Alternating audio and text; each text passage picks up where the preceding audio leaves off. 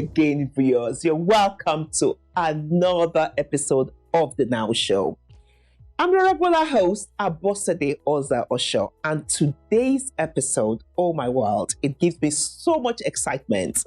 My sister, my friend, Fatima Ada Ishaku, she's got a story and she's here with me today. Fatima, you're welcome to the Now Show. Oh, thank you for having me. I've been waiting for this. You've been waiting for it. Yes. So and today's finally. our title, finally, we're doing this. Yes, Finally. Thank And our you for having me. title is I Call Him Dad.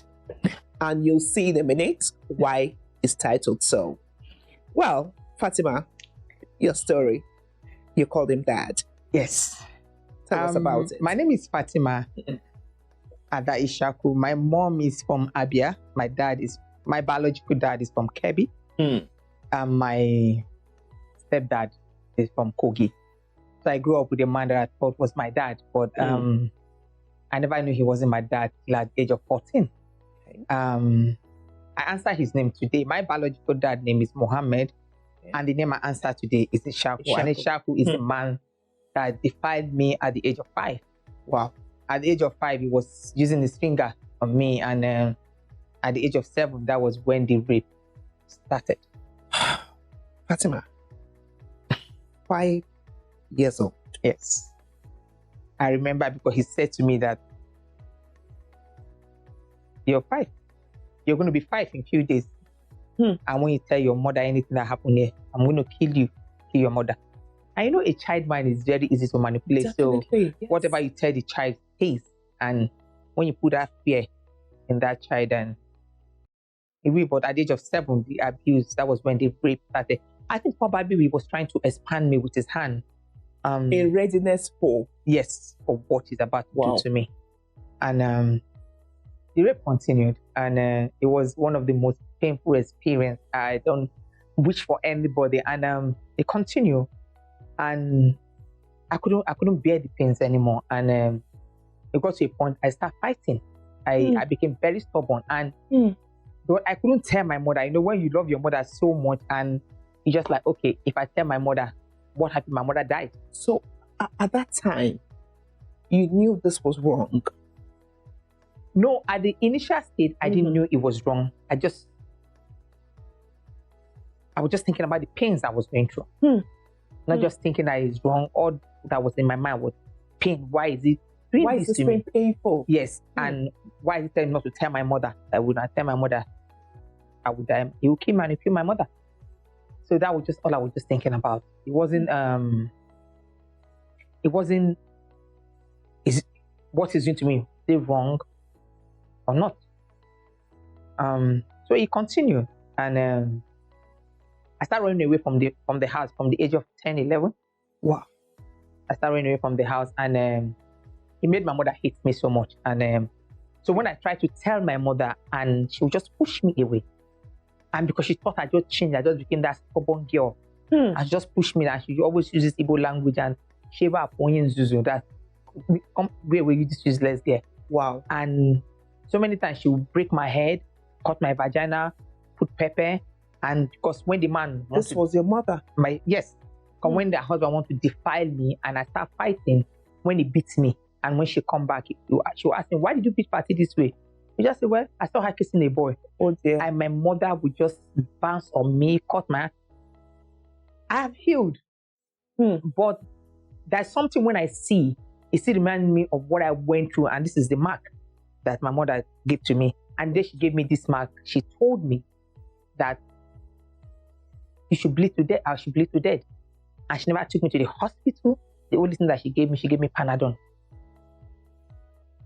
And it was her neighbor that took cloth, wrapped my hand. The only thing she did, she soaked my hand in the basin. I was bleeding. She didn't care. She didn't know I was being defied by her husband. You know, your mom is not here. I don't make an excuse for her. But mothers can go to the extreme sometimes. Because hearing you talk, she thought she was disciplining you. No, she was having yes. she was believing what he told. What Yes. I used to be this very. If I have a child, Yes.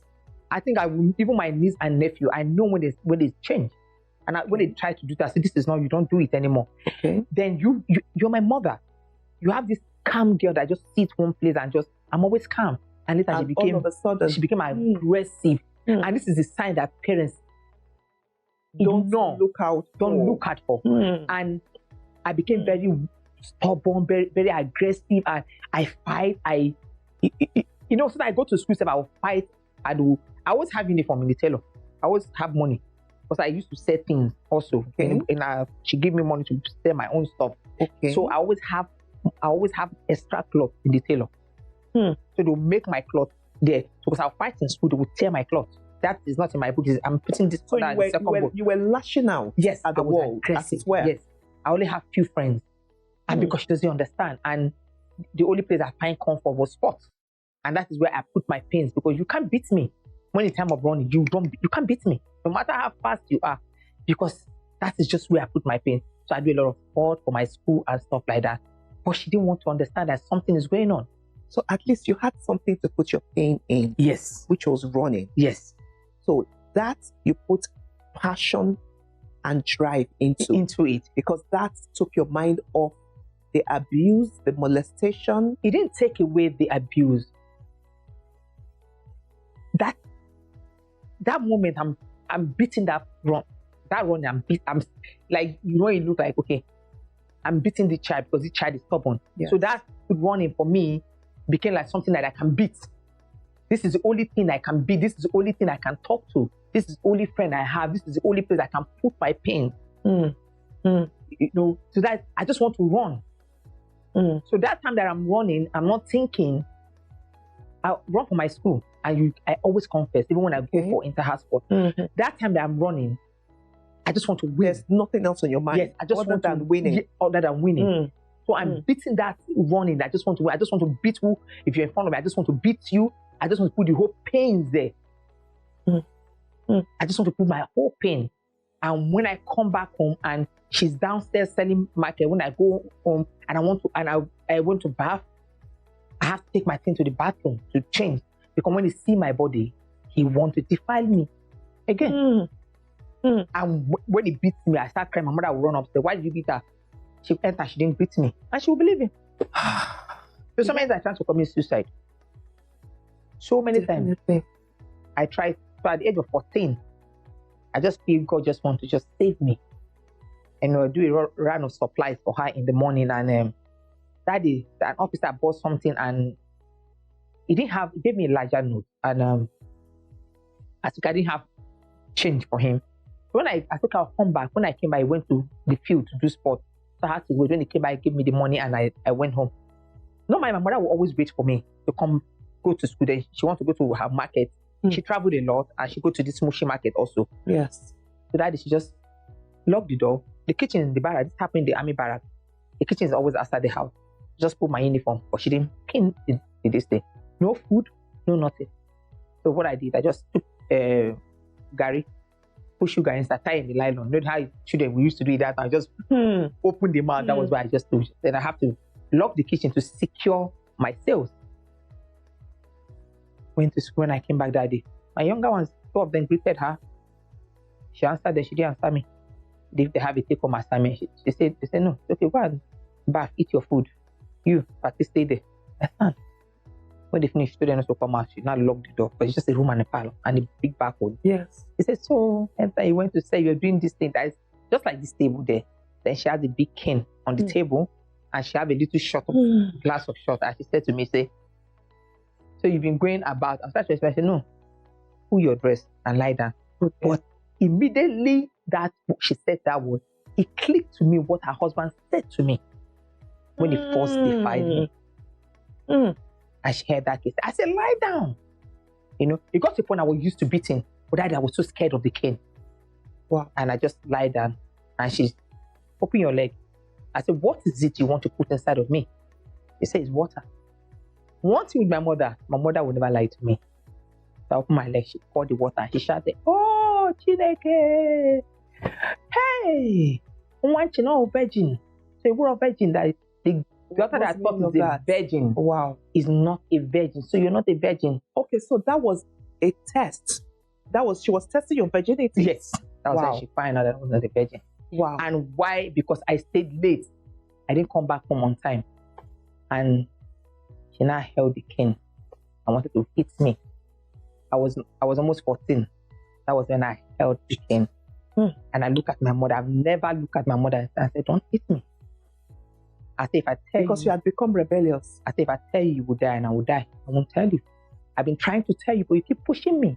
Wow. You mark my hand. I say, remember the day I told you that when you cut my hand, I said to you, I say, the day you will find out the truth about what they are telling you about me is a lie, you cry your life out. I say, yes, the truth today. I tell you, it was daddy. Yeah, daddy. I say, our daddy, my daddy. Did she fall down? She just put her hand on her head. I said, Chineke, Pati, are you telling me the truth? I said, yes. Oh, we speak Igbo Hausa in my house. Yes. That's why we speak the both language. So, yes. Pati, I say, yes. You know, she now say, my God. I said, so many times in your presence, I try to commit suicide. I'll take extra dose and just want to die. And she was like, okay, go and bath. Go and eat. At least she believed you. Yes. Don't say anything to anybody. My mom knew that I would never lie to her. Yes. I grew up not knowing how to lie. So that's what I always want to... Because you have cases where you hear the victims actually saying that they were not protected by their mothers. No, they were not. Especially when it's even a stepfather. Yeah. That the mother would rather look at her marriage and want to keep her marriage than the girl. Believe the daughter. Say, you know what? Stay in the house. Someday bear it. Someone will tell you to bear it that someday you're going to get married and go. When your home is not safe. Because I know a girl, I was the one that told her run away from the house. Her mother would enter and see her husband defiling her daughter and tell her to bear it. So I told her run away from the house. Till I left the barrack, I don't know where I get is today. Wow. So it's just a thing that I went through, and when all this why I never knew that he was not my dad. Can I ask you a question, Fati? How can a parent know when their home is not safe for their child? The thing with parents, the thing now is people, let me just use general terms, a lot of young girls, a lot of matured girls, but you think you're 40, you're 50, society pressure, you want to get married. It's just anybody that just anybody that's available at that moment, you just want to get married to that person. Of the pressure of society and family. Yes. You don't check the criminal background of that person. You don't check his mental health. And mostly a single mother. Yes. Anyone who does that definitely must be up there. A single mother, you bring your child into a home. You should know your child as a mother that if you have a stubborn child, you know that this child is stubborn naturally. And a stubborn child that has been defied will later become calm and always scared. Yes.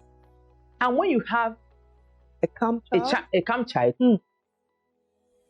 so the opposite usually happens. Yes. And children always want to give you a sign that something is going wrong here. Let me use an example. Children always confide in something, and that is drawing. Children love to play with color, like drawing. And most times you see a child will just draw mother, angel, maybe daddy, a monster. Oh dear. The mother will come and start beating that child. Why did you draw your father as a monster? Or your uncle as a monster? You need to sit your child down and find out from your child why. What makes you view your father as a monster? Yes. A child that is telling you the truth always look at you in the eyes. The child will not, when it says, yes, mommy, I didn't do it, you will know your child is telling you the truth. A child that is telling you lies will not look at you in the eyes, will be shaking. Wow. So you will not ask your child why you draw this person as a monster. The next thing, you start beating that child. And I have a little girl that called me yesterday. I won't mention her name. And she saw my video I did. She traced my Facebook, went to my website and called me. And she said to me, she sent me a message, I have it on my phone. She said, I want to talk to you. Sorry, Fatima, I need to let the viewers know. By the way, Fatima has put into a book everything that she went through. And that's the book. I called him Dad. It wasn't easy putting this though in the book. It was a very traumatic experience. I can imagine. 2016, I was discovered by an American professor in America. I went for my friend movie premiere, The Benevolent, Dorichinasa. I went for a movie premiere, and there was another actress that came for her. Also, Doris Simon came for her own movie premiere also. And that movie has to do with malaria and child abuse, where her father defiled her. She became pregnant. Wow. Question and answer. Our parents in diaspora are not talking about the rape. They were talking about only the malaria. Malaria is killing our children in Nigeria. What are you going to do about it? And me as a victim, I became pale. Wow. I like, when will this thing stop? Why? This is not all about malaria. Where's malaria? When we're talking this the issue of rape and molestation. Raise my hand. Then the owner of the art gallery where they are having it on Putin said, "You give me the mic." And I said, "I'm sorry, I'm not trying to disrespect you, but this movie is not all about malaria. That's the two important things, malaria, but there's something more deeper than malaria. Yes, that is the rape." They look at me. Even our parents in diaspora, if you're shying away from the truth, how can we victim talk? It's so sad that people think that rape and molestation should actually be behind closed doors topic, but which should not be, because a lot of people are suffering. They are suffering, and especially and the only place you can get healing is by speaking out. Yes. Imagine me, the victim that called me when she told her mother that her brother was raping her. Her brother was raping her. Her mother said to her, "Useless girl, you're enjoying it." Her mother's brother, her uncle. Yes. Another one again, I was doing a radio show then, and a little girl called me. I had to call her father. Because when she told her mother beat her. Wow. Her father's husband was raping her. So I told her, "Give me your father's number." I called the father. And I told the father, I said, "You know what the father said? Why would you call stranger and tell us?" Well, I asked my brother says it's a lie. That's just where it ended. And she called me. I said, "If you don't have credit, flash me." And I said, "Hey, the more I talk to you, the more I get healing." Yes. She's going to be 16. And that man has been defiling her when she was 5. Wow. For 5 good years. Wow. And when he raped her, he would beat her. So what you're saying is that speaking out actually brings healing. Yes, speaking out. Victims. Yes. When you speak out, it brings healing to you. Because I tried to confront my stepfather. And he wasn't trying to tell me why he did what he did to me. But when the children find out what he did to me, they went to confront him. They said, "Please beg Patty to forgive me." At least he had to forgive us. They had to forgive me. It's the devil work. But I went through so much, 2 engagement call-off. Because I told them I was a victim of sexual abuse. They said they cannot marry somebody that was raped by her mother husband and may cause child 2 engagement call-off. Wow. So meant I tried to commit suicide. I dropped out of school. I became a wayward child. I became an alcoholic. All I do is drink, smoke, and go to club. So there's a place that rejection plays. Yes. In the victim's life. Yes. Because once you are rejected, that is it. Wow. Because this is something that everybody knows in my family. Why will I now hide it? I won't tell the man. What if tomorrow something happened and it leaked out? Yes. Some of my friends know. And I just, okay, let me tell this person. And I was rejected. And I made it bad that I'm not going to get married. Even if I'm going to get married, I'm probably not a black person. You are going to get married. Yes, you are going to get married. Definitely. Somebody who is going to love you. Now I'm trying to consider. For who you are is going to come and sweep you off your feet. And you are going to say, "I've never been this happy." Now I'm trying to consider. Because now I'm happy because I'm touching souls. That's right. Young girls are coming to me, you know. Right. Talking to me, and look at me. One time a club girl, smoker, an alcoholic, that I thought I'm gone. I dropped out of school till I was rescued. I went back to school. I'm a graduate, University of Lagos, sociology, and I can give life. Not life like God give life, but I can give that. Because you're giving hope, but to some hopeless people. These young girls are drawing strength from my own inner strength. Definitely. You understand me? They confide in me. They just say, when you're young, you just say, you're now my elder sister, my mom, and my role model. I say, me, all in one. You know what? I will tell you something. Even for people that are not victims, or they are actually drawing hope from you too. Yeah, a lot of people. Because as you're sitting down, saying your story, I'm saying to myself, okay, what issues do I have now that I'm actually I mean, if somebody has had to deal with all of this and she's still this positive about life and still this bubbly. No, it wasn't like it didn't come easily. I know. There's a process to everything. Yes. But what you're showing us is that there's healing, there's hope. The day I start speaking out publicly, yes, that day, there is this strength that came in. Because the more I speak out, the more I do an interview, the more we post, the more people go to insult me. So sometimes I go and I one time when I did one interview and so when it came out and I just get people just tag me. I'll just reading comments, I'll just be crying. I'll just be crying. And I read other comments where I don't comment, where people go and attack them. So there's a childhood friend of mine that went and tagged them and said, people don't know her story. This is what we know about, And part of the thing that killed her mother, after 2 years, my mother found out about my rape. That was when the rape started. Now nobody to protect me. Okay, so your mom passed on 2 years after. 2 years after. Then it has nobody to protect with it. Yes, because she moved me out of the house to stay with her uncle. Yeah, took me to the village. I have to do ukwan, that traditional cleansing. I was the only one that had to go tie white cloth, took me to do a bath and stuff like that. While her husband was in the house, I just did something and gave to him to eat. If he had gone to the village, they would have made him dance naked. So she's protecting him. Wow. While I went to do this thing. 2 years after she died. I came back to the house, but my uncle's wife don't want me anymore in her house. So I have to come back to the house. Rape continue. Because, what you have just said is very interesting. Because I'm sure at the back of your uncle's wife's mind was, this is somebody who can take my husband or something. Because I don't understand. She don't naturally let you stay in the house. No, she don't even want anybody around my uncle, both male and female.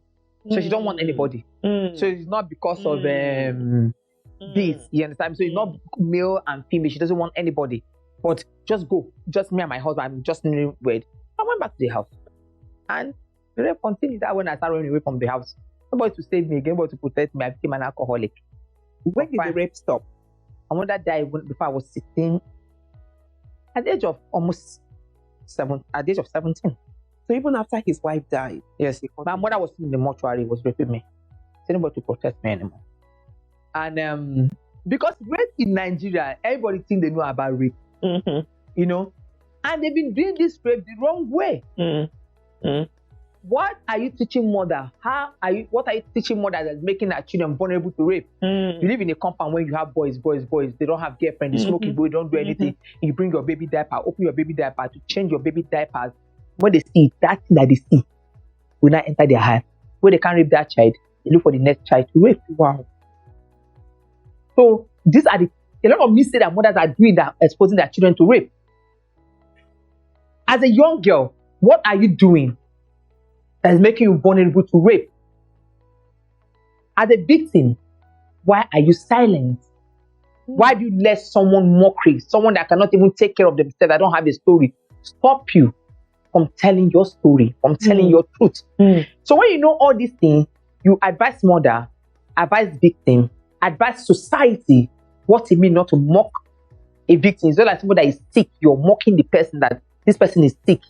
It's the same thing when a victim come out to speak out, you're mocking that victim. You don't know what that victim is going through. This is the reason why a lot of victims, at the end of the day, don't have people to confide in. They end up committing suicide. They become a drug addict. They become prostitute. They end up finding comfort in the wrong hand that end up defiling them all over and all over again. So when you understand this, when you understand what rape is all about, how you can protect your children, won't be the right way. I'm going to protect both the boy and the girl child. Yes. Because boys too are sodomized. A lot of young boys have been sodomized. Wow. Thank you, Fatima. Thank you for having me. Sharing your story with us. I mean, this has been an amazing time. And you heard it from her. Protect your children. The girls are at risk. The boys are at risk. I pray that we can see the signs and we can all together work to end rape and child molestation in our society. Until we come your way again on the Now Show, I am your regular host, Abosede Oza Osho, signing off with my sister, Thank Fatima you for Ada having me. Ishako.